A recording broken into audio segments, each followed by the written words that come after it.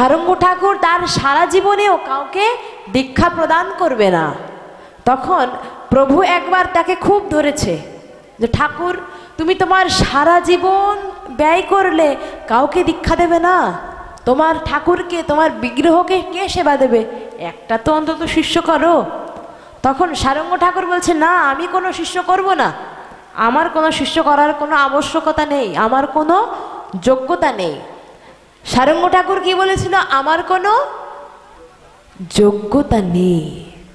অথচ তিনি তার সারা জীবন, নিজের পুরো জীবন ভগবানের সেবার জন্য নিয়োজিত করে দিয়েছেন, একমাত্র সমর্পণ করে দিয়েছেন। তিনি বললেন আমার কোনো যোগ্যতা নেই। ভগবান ছাড়া তার আর কোনো কথা ছিল না। নিজেকে গুরু হিসাবে অস্বীকার করলেন, অযোগ্য মনে করলেন। কিন্তু বর্তমানে দেখা যাচ্ছে যে আমরা এই দীক্ষা প্রথাকে যেন পাইকারির নয় বিক্রির তুলনায় নিয়ে যাচ্ছি। কেউ অপরাধ নেবেন না, এটা সত্যি। আমরা গুরুর বাছবিচার করছি না, শিষ্যের বাছবিচার করছি না, কিন্তু আমরা সেই পাইকারির মতো, অর্থাৎ একটি দ্রব্য বিক্রি করতে গেলে মাইকে যেরূপ প্রচার করতে হয় যে একটি সুলভ মূল্যে অমুক বস্তু এনেছি, তোমরা কেউ কিনবে, তদ্রূপ আমরা সেইভাবে গুরু যাচাই করছি না, শিষ্যও যাচাই করছি না, আন্দাজে পাইকারি সেল দিয়ে দিচ্ছে। কিন্তু আমাদের এটি উচিত নয়। শাস্ত্র বললেন যদি গুরুকরণ এবং শিষ্যকরণ করতে হয় তবে আগে একটি পরীক্ষা দরকার। আগে একটি পরীক্ষা দরকার আছে, আগে একটি পরীক্ষা দরকার। একবার একজন শিষ্য শ্রী গুরুদেবের কাছে এসেছেন। এক ভক্ত শ্রী গুরুদেবের কাছে এসে বলছেন, বাবা, আমি তো দীক্ষা নিতে চাই, আপনি দয়া করে আমাকে কৃপা দিন, আশ্রয় দিন আমাকে। তখন সেই গুরুদেব তাকে বলছেন যে আচ্ছা বাবা, আমি তোমাকে দীক্ষা দিতে পারি, একটি শর্ত আছে, তোমাকে একটি পরীক্ষা দিতে হবে। এই যে সেই পরীক্ষা, প্রশ্ন উত্তর পর্ব, তোমাকে একটি পরীক্ষা দিতে হবে। যদি তুমি উত্তীর্ণ হতে পারো তবে আমি তোমাকে দীক্ষা প্রদান করব। তখন সেই ভক্ত বলছেন, বাবা বলুন কি পরীক্ষা? সেই গুরুদেব বললেন, তুমি যদি আমাকে এই বিশ্ব ব্রহ্মাণ্ডের মধ্য থেকে সবচেয়ে নিকৃষ্টতম বস্তু এনে আমাকে দিতে পারো তবেই আমি তোমাকে দীক্ষা প্রদান করব। তখন ভক্ত মনে করছেন এ আর কঠিন কি? বিশ্বের মধ্যে নিকৃষ্টতম বস্তু তো খুব সহজ, আমি এক্ষুনি যাব নিয়ে আসবো, কোনো সমস্যা না। তো এই ভাবতে ভাবতে তিনি চলে এসেছে এবং ভাবছেন যে কি হতে পারে। এবং তখন দুশ্চিন্তায় পড়ে গিয়েছে যে আমি তো ভাবলাম যে নিকৃষ্টতম বস্তু সহজ, কিন্তু আমি তো বুঝতেই পারছি না কোনটি সবচেয়ে নিকৃষ্ট। এবং ভাবতে ভাবতে ভাবতে ভাবতে তার মনের মধ্যে একটি চেতনার স্ফুরণ হলো যে বিষ্ঠা। এই জগতের মধ্যে মনে হয় বিষ্ঠাই সব থেকে নিকৃষ্টতম বস্তু, কারণ বিষ্ঠা দেখলে সেখানে আর কেউ যায় না, এমনকি বিষ্ঠা স্পর্শ হলেও সকলে স্নানাদি করে। তো তিনি ভাবলেন হয়তো বিষ্ঠাই, এজন্য তিনি বিষ্ঠাকে আনতে গেলেন। শ্রী গুরুদেব দেখতে চেয়েছেন নিকৃষ্টতম বস্তু। তো বিষ্ঠার কাছে যখন গিয়েছেন তখন বিষ্ঠা চিৎকার করে উঠেছে। বিষ্ঠা তখন চিৎকার করে উঠে বলছেন, ওহে মূর্খ, তুই আমাকে এই জগতের সবথেকে নিকৃষ্ট বলিস কোন সাহসে? আমি ছিলাম শাকসবজি ফলমূল রূপে, অর্থাৎ আমি তন্ডুল রূপে ছিলাম বটে, কিন্তু আমি তোর জন্য আজ আমার এই করুণ পরিণতি হয়েছে, তাহলে তুই আমাকে নিকৃষ্ট কেন বলছিস? এর জন্য তো তুই দায়ী। তো যখন এরূপে বলেছেন সেই ভক্ত বুঝতে পেরেছে যে তাই তো, আমিই তো এই বিষ্ঠা তৈরি করার মূল কারণ। তাহলে বিষ্ঠা নয়, তাহলে হয়তো বিষ্ঠার মধ্যে যে কীট সেটি হয়তো নিকৃষ্ট হতে পারে, আমি সেটিই নিয়ে যাই। এবার যখন সেই মলমূত্রের কীটকে নিতে গিয়েছেন, সেই কীট আরো জোরে চিৎকার করছে, আর্তনাদ করছে, বলছেন তুই তো মহাপাপী, তুই তো মহাপাপী। আমি এতদিন ধরে এই বিষ্ঠার মধ্যে অবস্থান করেছিলাম, এটি আমার আশ্রয়স্থল, তুই আমার আশ্রয়কে নিয়ে নিচ্ছিস, আমাকে আশ্রয়হীনা করছিস। তুই তো আশ্রয়হীনা, তা তুই তো অন্য কাউকে তো আশ্রয়হীনা করবি। তোর থেকে নিকৃষ্টতম বস্তু আর এই জগতে আর কিচ্ছু হতে পারে না। যখন এই রূপে বলেছে তখনই ওই ভক্তের মনে নিজের ভাব উদয় হয়েছে এবং বুঝতে পেরেছে যে এই জগতের মধ্যে সেই একমাত্র আমি একমাত্র নিকৃষ্টতম বস্তু। এবং এইভাবে তিনি শ্রী গুরুদেবের প্রতি পূর্ণ সমর্পণ মনের মধ্যে এনে শ্রী গুরুদেবের চরণে বললেন, হা গুরুদেব, এই জগতে একমাত্র আমিই নিকৃষ্টতম বস্তু, এবার আমাকে আপনি কৃপা করুন, এবার নইলে আর হবে না। সুতরাং আমাদের মধ্যে আগে এই প্রশ্ন উত্তর পর্বকে জাগ্রত করতে হবে, না হলে কশ্চিন কালেও আমাদের উন্নতি কখনো সম্ভব হবে না। যতই আমরা হরিনামের বন্যায় ভেসে চলি না কেন, আমাদের উন্নতি হবে না যদি আমরা আমাদের মধ্যে এই প্রশ্ন উত্তর পর্ব না রাখি। তো এজন্য আমাদের এই বিবেকের কাছে নিত্য প্রশ্ন করতে হবে এবং আমাদের রোগকে খুঁজতে হবে। অর্থাৎ অর্জুনের যেরূপ বিষাদগ্রস্ততার রোগ ছিল, মোহগ্রস্ত হয়ে গিয়েছিল আত্মীয় স্বজনদের দেখে, তার রোগটি ধরা পড়েছিল, তদ্রূপ আমাদেরকেও আমাদের রোগকে অনুসন্ধান করতে হবে। আমাদের রোগটি কি, কি রোগে আমরা ভুগছি? আমাদের রোগকে যদি আমরা অনুসন্ধান করতে পারি তবেই আমরা একমাত্র এর ঔষধ আদি পথ্য উপায় অনুসন্ধান করতে পারব, তাছাড়া পারব না। তাই এবার আমাদের বিবেকের কাছে এবার প্রশ্ন করা যাক। তো আমাদের সমস্যা কি? বিবেক বলল যে না, আমি নানা প্রকার কাল কবলিত হয়ে, দুঃখগ্রস্ত মোহগ্রস্ত হয়ে নানা প্রকার দুঃখ কষ্টের শিকার হচ্ছে। আমার মধ্যে কোনো সুখ নেই, অত্যান্তিক সুখ আমার মধ্যে নেই, আমি কোনো অত্যান্তিক কল্যাণ করতে পারছি না, আমার মধ্যে শুধু দুঃখ। কাল কবলিত হয়ে, জরাগ্রস্ত মোহগ্রস্ত হয়ে আমি শুধুমাত্র অন্ধকারে ভুগছি এবং আমার মনের মধ্যে অনন্ত জন্মের ভোগ বাসনা দ্বারা সেটি পুরোটুকু কভার আপ করে আছে। সেখানে অমানিসার মতো তিমির অন্ধকার, আর এই অন্ধকারের পিছনে একমাত্র কারণ কি? বললেন অজ্ঞানতা।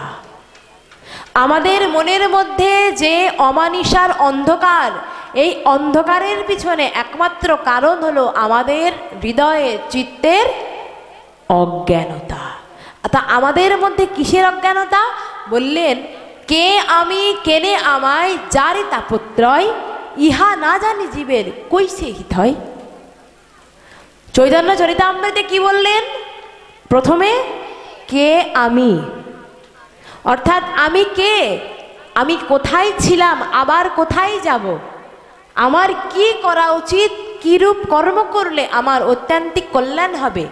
যদি এই সকলের উত্তর আমি না পাই তাহলে আমাকে তিন প্রকার দুঃখ, অর্থাৎ আদি দৈবিক, আদি ভৌতিক এবং আদি আধ্যাত্মিক, এই তিন প্রকার দুঃখের দ্বারা দুঃখগ্রস্ত হয়ে অনন্তকাল ধরে দুঃখ স্বীকার করে যেতে হবে, কোনো নিস্তার পাওয়া যাবে না।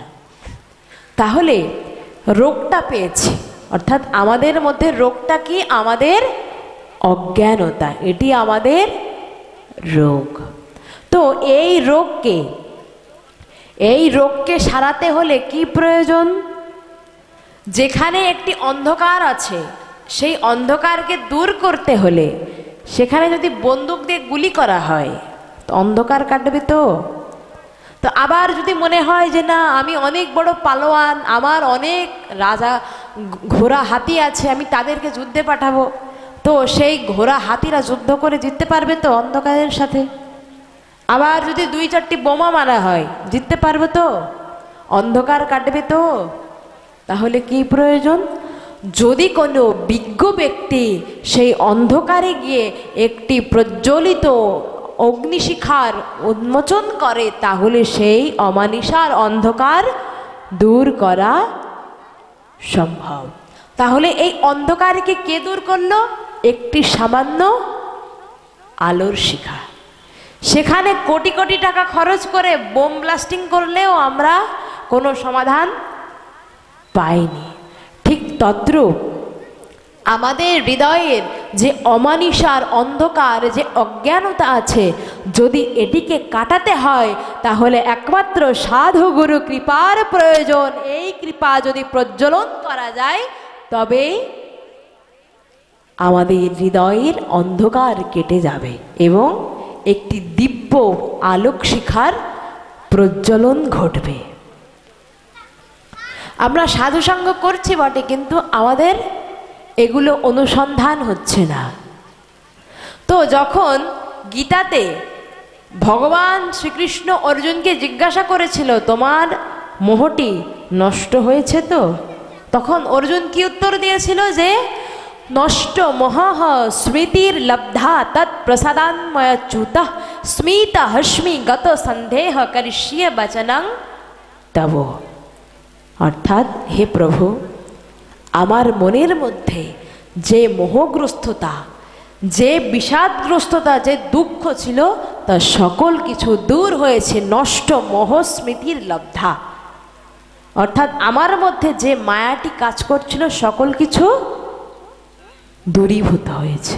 তো ভগবান যদি আমাদেরকে জিজ্ঞাসা করে যে ও হে কিশোরী, এই আজীবন তো 40 বছর, এত বছর ব্যাপী তো হরিকথা শ্রবণ করলে, সাধুসঙ্গ করলে, তা তোমার মোহ নষ্ট হয়েছে তো? দুঃখ কষ্ট দূর করতে পেরেছ?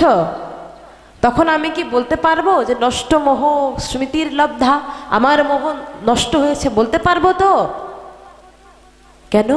কারণ আমার মধ্যে সেই সৎসাহসটি এখনো গড়ে ওঠেনি। আমার মধ্যে সেই সৎসাহসটি এখনো গড়ে ওঠেনি। এজন্যই আমরা বুকে বল নিয়ে বলতে পারবো না যে হে প্রভু, আমার মনের সমস্ত মোহ দূরীভূত হয়েছে। আমরা এজন্যই বলতে পারি না।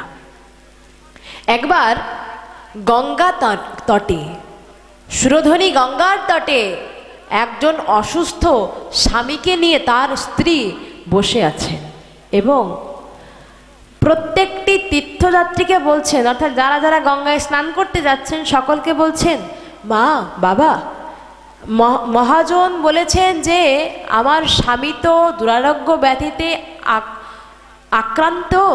যদি কোনো শুদ্ধ ব্যক্তি আমার স্বামীকে স্পর্শ করে তাহলে আমার স্বামী সম্পূর্ণরূপে সুস্থ হয়ে যাবে। তো আমরা কি জানি যে গঙ্গায় স্নান করলে সমস্ত দেহ শুদ্ধ হয়ে যায়, কোনো পাপ তাপ আর থাকে না।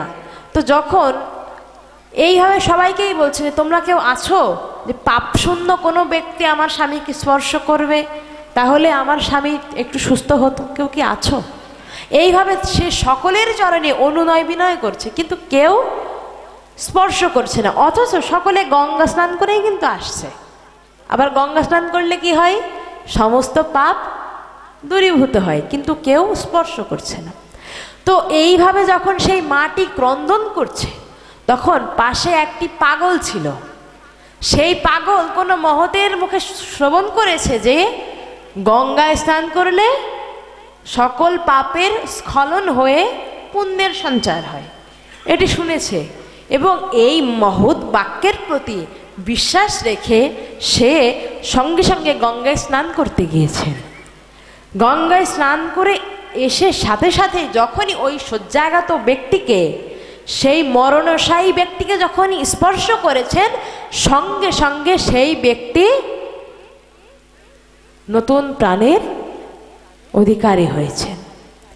তাহলে প্রত্যেকটি ব্যক্তি কিন্তু গঙ্গা স্নান করে আসছিল, কিন্তু এখানে কিসের অভাব ছিল?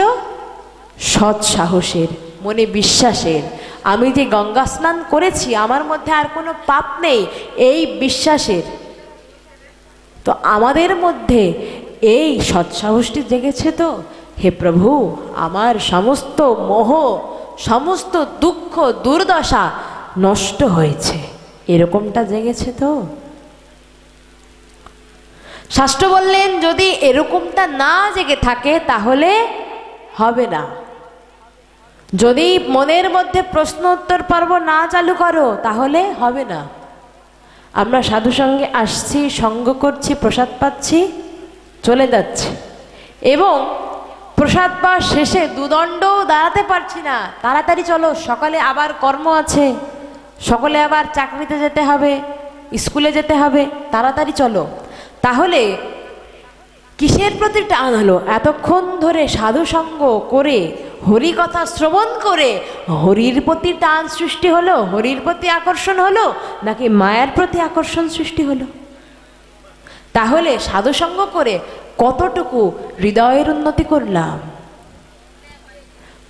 পূর্ব সময়ে এমনকি আমাদের জ্যেষ্ঠ জেঠুগুরু মহারাজ শ্রী শ্রী অষ্টাত্তর শত বিনোদ বিহারী দাসবাবাজি মহারাজ, তিনি তার সৎসঙ্গে প্রবচনে বলেছিলেন যে যদি কোনো ব্যক্তি সৎসঙ্গ করে তাহলে সৎসঙ্গ শেষে তাকে বুঝতে হবে যে আজকে সাধুসঙ্গটি করে আমার হৃদয় কতটুকু শুদ্ধ হলো, কতটুকু আমার হৃদয়ে ভজনের প্রতি একাগ্র হলো, আমার হৃদয় ভজন করতে কতটি একাগ্র চিত্ত সৃষ্টি হলো।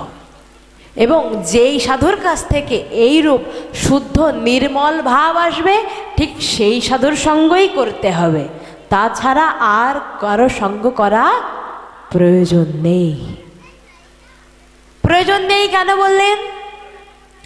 বললেন আকাশে স্নিগ্ধতা, আকাশ থেকে এই সমগ্র বিশ্ব বসুন্ধরাতে স্নিগ্ধতা সঞ্চার করবার জন্য একটি চন্দ্রের প্রয়োজন নাকি কোটি তারার প্রয়োজন হয়? একটি চন্দ্রের প্রয়োজন। ঠিক তদ্রূপ যদি উত্তম শুদ্ধ সুনির্মল সজাতীয় সাধুর সঙ্গ করা যায় তবে একজনই যথেষ্ট। কেন? কারণ সেই একজন শুদ্ধ অনুভবী সাধুই তার ভজন অনুভব বেদ্য অনুভূতি দ্বারা পাপীর হৃদয়কেও সর্বদা গলিয়ে দিতে সক্ষম হয়ে থাকে। এই জন্য শুদ্ধ সুনির্মল স্বজাতীয় সাধুর সঙ্গ করা প্রয়োজন। নতুবা প্রেমে, নতুবা মনে শান্তি জাগবে না, নতুবা মনে কোনো উন্নতি হবে না। তাই ভগবান আমাদেরকে অর্থাৎ এই সাধুজনকে, বৈষ্ণবজনকে তাদের বেশভূষা প্রদান করছেন। অর্থাৎ ভক্তদের বেশভূষা কেমন হতে হবে, কেমন হলে তিনি সন্তুষ্ট হন, সেটির দিকদর্শন তিনি আমাদেরকে দিচ্ছেন কে? শ্রীমতী রাধা ঠাকুরানী। অর্থাৎ আমাদের যে সকল দার্শনিক যে প্রেমভক্তি লাভের যে উপায়, তাহা একমাত্র যার সম্পদ তিনিই একমাত্র দিতে পারবেন। তো আমাদের প্রেম ভক্তির সম্পদের অধিকারী কে? জয় শ্রী রাধে রাধে।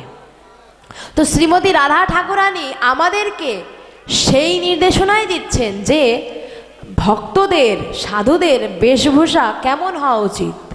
একবার অভ্যন্তরীণ লীলার কিঞ্চিৎকাল পূর্বে সখীগণ শ্রীমতীকে বলছেন, রাধে তাড়াতাড়ি বেশভূষা পরে নে, যদি বাঁশি বেজে যায় তাহলে তো আর ধৈর্য থাকবে না, তখন তো আর নিজেকে সজ্জিত করবার মতন ধৈর্য থাকবে না, তাড়াতাড়ি বেশভূষা পরে নে।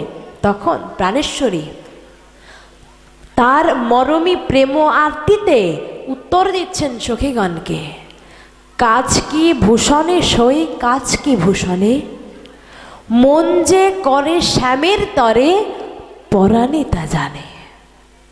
কি বললেন? কাজ কি ভূষণে সই, কাজ কি ভূষণে, মন যে করে শ্যামের তরে পরাণে তা জানে। অর্থাৎ হে সখী, আমার আর বাহ্য বেশভূষা দিয়ে কি হবে? আমার আর বাহ্য বেশভূষা দিয়ে কি হবে? আমার চিত্ত যদি তার প্রতি সমর্পিত হয়ে থাকে, তাহলে সেই না হয় আমাকে একটু সজ্জিত করে নেবেন, আমার পরাণই না হয় সেই বিষয়ে জ্ঞাত থাকবেন। আমার তো আর এখানে কোনো অধিকারই নেই, আমি আর কি সজ্জিত করব। তারপরে কি বললেন? শ্রীমতী বললেন তার নয়নের ভূষণ, যে আমার নয়ন ভূষণ শ্যাম দর্শন, শ্রবণ ভূষণ গুণে চরণ ভূষণ হরি সভাতে গমন, মনের ভূষণ হরি মননে। লাইনটি কি বললেন? এটি কোনো সাধারণ পয়ার বা লাইন নয়, কিন্তু শ্রীমতী রাধারানী আমাদেরকেই শিক্ষা দিচ্ছেন যে আমার নয়ন ভূষণ শ্যাম দর্শন, অর্থাৎ শ্রীমতীর নয়নের ভূষা কিন্তু কাজল, আমরা সকলেই জানি। শ্রীমতী বললেন শুধুমাত্র এখানেই তোমরা সীমাবদ্ধ থেকো না, এটি আমার আসল ভূষণ নয়, আমার নয়নের ভূষণ কাজল, এর উপরেও আরেকটি ভূষণ আছে। কি বললেন? শ্যাম দর্শনই আমার একমাত্র নয়নের ভূষণ। আর আমার কর্ণের ভূষণ কি?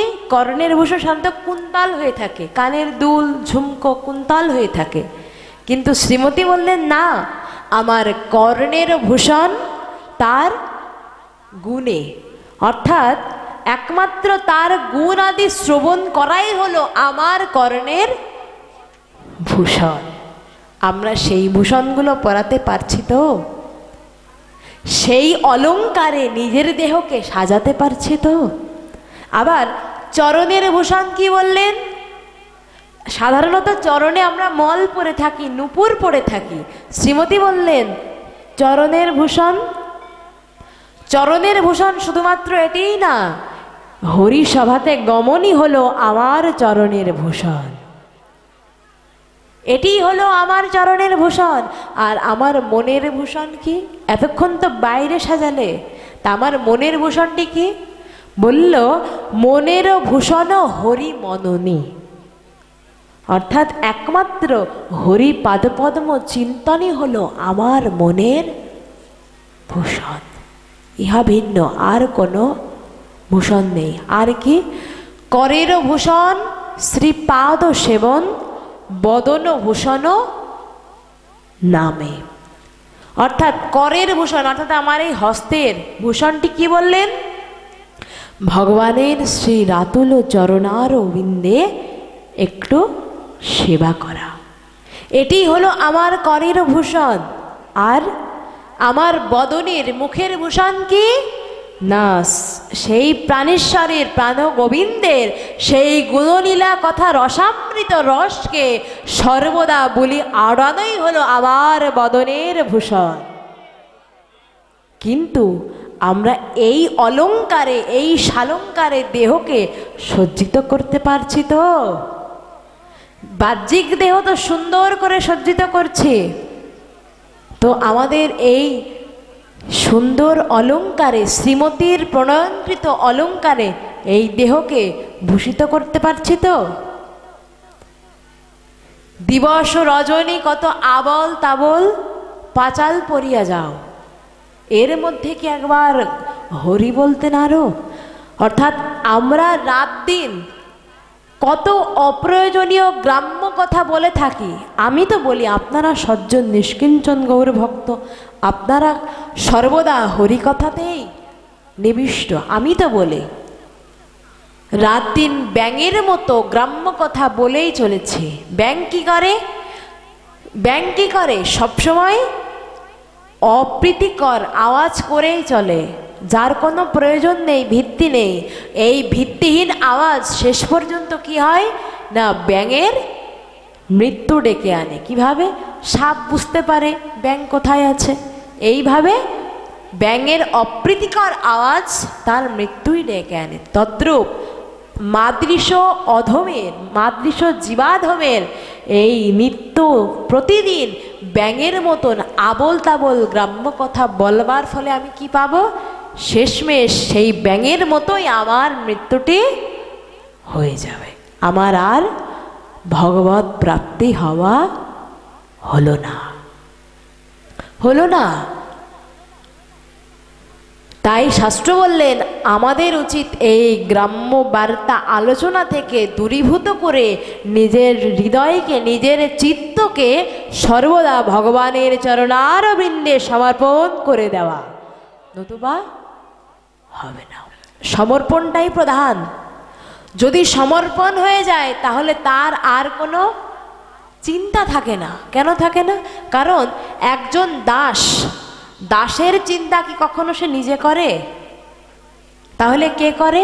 না, দাসের একটি ভরসা থাকে যে আমার একটি মালিক আছে, আমার একটি মালিক আছে, আমার মালিকই আমার জন্য নিশ্চয়ই ভালো কোনো কিছু রেখেছেন। যদি তার কাছে মনে হয় খারাপ, তবুও সে বলে যে আমার মালিক আমার জন্য ভালো কিছুই রেখেছেন, আমাকে অপেক্ষা করতে হবে। সুতরাং আগে আমাদেরকে এই পূর্ণ সমর্পণটুকু প্রয়োজন, নতুবা হবে না। এবং আমাদের জিহ্বার ভূষণটি কি? আমাদের জিহ্বার ভূষণটি কি?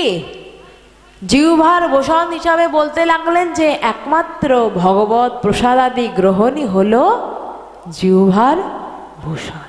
কিন্তু একটি দুঃখের কথা, একটি হৃদয়ের ব্যথা, বর্তমানে আমাদের পরিবেশ হয়ে গেছে কীরকম? গৃহে আমরা ভগবানকে সেবা দেব, ভগবানকে আমরা ধরুন মিষ্টি দেব, কিন্তু আমরা যখন বাজারে যাই তখন দেখি যে ঘরে কয়জন লোক আছে? একজন, দুইজন, তিনজন, চারজন মিষ্টি আছে। এই চারজন লোক আছে, তাহলে 4টা মিষ্টি আনি, অর্থাৎ মিষ্টি কিনলাম 4 জনের জন্য। তো সেটা যদি ভগবানকে অর্পণ করা হয়, ভগবান গ্রহণ করবে তো? বললাম ভগবানকে ভোগ দেব, অথচ গুনলাম ঘরের লোক কয়জন, হলো তো সেবার কর্ম। আবার যদি কেউ নিজের জিহ্বা তৃপ্তির লালসায়, নিজের ইন্দ্রিয় তৃপ্তির লালসায় যদি কেউ সুস্বাদু কিছু রন্ধন করে, অর্থাৎ ইস আজকে যদি কেউ ছানা দিত খুব ভালো হতো, যদি এইরূপ ভাবনা করে যদি কেউ নিজের ইন্দ্রিয় তৃপ্তির জন্য কেউ যদি রন্ধন করে ভগবানকে প্রদান করে, সেই ভোগ কখনো লাগে না। শাস্ত্র বললেন যে সাধারণত আমরা একটি ভুল করে থাকি, একটি সাধুজনকে, বৈষ্ণবজনকে সেবা দেওয়ার পরে আমরা বলে থাকি যে বাবা কিছু রাখবেন আমাদের জন্য, আমরা একটু গ্রহণ করব। মানে প্রসাদ দেওয়াও সারা, বলাও সারা যে কিছু রাখবেন। তো যখনই বলল, এই বলা মানে ওটি উচ্ছিষ্ট হয়ে গেল, বলা মানে ওটি আর সেই বৈষ্ণবের গ্রহণের আর যোগ্য থাকলো না। এইভাবে অজান্তে আমরা কত শত বৈষ্ণব অপরাধ করে ফেলছি।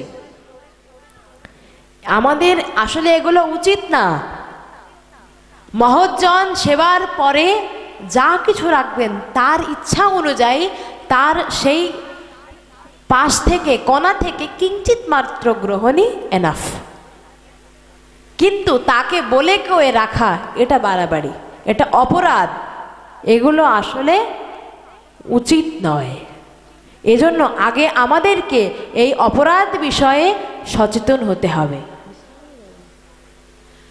কারণ অপরাধ যদি শূন্য না হওয়া যায় তাহলে কখনোই আমরা কোনো প্রকার উন্নতি, কোনো প্রকার কল্যাণ সাধন করতে পারবো না। যতই আমরা সাধু সঙ্গ, বৈষ্ণব সঙ্গ করি না কেন, আগে আমাদের আত্ম উন্মোচন, দিব্য জ্ঞানকে আগে জাগ্রত করতে হবে, নতুবা হবে না। এবং শাস্ত্র সবশেষে আমাদেরকে বললেন যে যদি কেউ এই প্রেম ভক্তিকে লাভ করতে যায় তাহলে তার একটি উপায়, মহতের চরণধূলিকে নিজের মস্তকে অভিষিক্ত করা।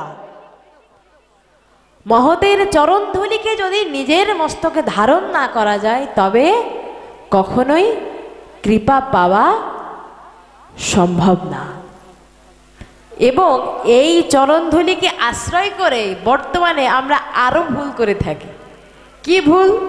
না, দেখা যায় যে আমরা একজনের চরণে হাত দিয়ে আবার আরেকজনের চরণে হাত দিয়ে রাখি।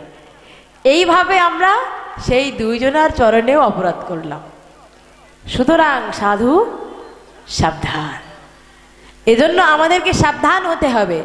এই যে চরণধুলির কথাটা বললো না, চরণধুলির জন্য চরণে হাত দেওয়ার কিন্তু প্রয়োজন নেই। যদি চরণধুলি নেওয়ার ইচ্ছা থাকে, সেই সাধু যেখানে চরণ রেখেছে স্থানটি ত্যাগ করার পরে সেই স্থানে অবস্থিত সেই ধূলিকণাকে নিজের মস্তকে ধারণ করলেই হবে। তার চরণে হাত দিয়ে নিতে হবে এমন কোনো মানে নেই। কিন্তু বর্তমানে আমরা চরণে হাত দিই, অনেকে আবার দেখানোর জন্যও নিয়ে থাকি যে আমি চরণে হাত দিচ্ছি দেখো। কিন্তু নরোত্তম ঠাকুর যখন গুরু সেবা করেছিল, কতজনকে দেখিয়ে গুরু সেবা করেছিল আমরা জানি? কতজনকে দেখিয়ে গুরু সেবা করেছিল? কাউকে দেখায়নি। সেই মধ্যরাতে যখন সকলে ঘুমিয়ে পড়ে নিভৃতে, তখন গুরু সেবার নিমিত্ত তিনি আসত। সুতরাং যদি কারো সেবার মনোভাব থেকে থাকে, সে এইভাবেই করতে পারে, লোক দেখানোর কোনো প্রয়োজন নেই। তাহলে এখন প্রশ্ন, তাহলে কৃপা পাবো কিভাবে? যদি সে বুঝতেই না পারে তাহলে কৃপা পাবো কিভাবে? আচ্ছা, লোকনাথ গোস্বামীপাদ কয়দিন দেখেছিল? লোকনাথ গোস্বামীপাদকে একদিনও দেখেছিল? কিন্তু তিনি অযাচিতভাবে নরোত্তম ঠাকুরকে তিনি কৃপা করেছিল। সুতরাং মহতের যদি কৃপা করবার বাসনা থাকে, যদি কৃপা করবার নিমিত্তে যদি তাদের মন আকুল হয়ে থাকে, তাহলে সেই কৃপা আমার প্রতি অবশ্যই পর্যবসিত হবে হবে হবে। কিন্তু আমাদেরকে সেই কৃপাটি ধারণ করবার জন্য আগে পাত্র হয়ে উঠতে হবে। আগে পাত্র হয়ে উঠতে হবে, কারণ ছিদ্রযুক্ত পাত্রে অমৃত রাখলে সেই অমৃত কখনো দীর্ঘস্থায়ী হয় না। সুতরাং কত বছর ধরেই তো সাধুসঙ্গ মহৎসঙ্গ করছে, গুরুদেবও কৃপা করে গেলেন, কিন্তু ধরে রাখতে পারছি না, উন্নতি করতে পারছি না। কেন? কারণ বিভিন্ন প্রকার অপরাধরূপ ছিদ্রের দ্বারা এই দেহরূপ পাত্র ছিদ্র বিচ্ছিদ্র হয়ে গিয়েছে, যার জন্য আর কোনো কৃপায় আর দাঁড়ায় না। এজন্য আগে আমাদের উচিত নিতাই গৌর শ্রী গুরুদেবের চরণকে সম্বল করে, শ্রীমতী রাধারানী প্রাণেশ্বরীর চরণকে হৃদয়ে ধারণ করে সমস্ত অপরাধ শূন্য হয়ে তাদের প্রতি সমর্পণ হয়ে থাকা, তাহলে তারাই আমাদেরকে রক্ষা করবেন। যাই হোক, হরিকথা এখানেই বিশ্রামে রাখছি। যদি কোনো ভুল ত্রুটি রসাভাস হয়ে থাকে, তবে আপনারা আপনাদের সন্তান নিজজন মনে করে ক্ষমা সুন্দর দৃষ্টিতে দেখবেন। এবং সবশেষে আপনাদের রাতুল রাঙা চরণে মাদৃশ অধম অভাজন বিভাজনের এই মিনতি যে আপনারা আপনাদের রাতুল রাঙা চরণের ধূলি দ্বারা এই মাদৃশ অধমের মস্তক অভিষিক্ত করে এই প্রার্থনা করবেন যেন গুরু গৌরাঙ্গের সেবার মধ্য দিয়েই যেন এই জীবাধমের জীবনকে অতিবাহিত করে ধন্যাতি ধন্য করে তুলে।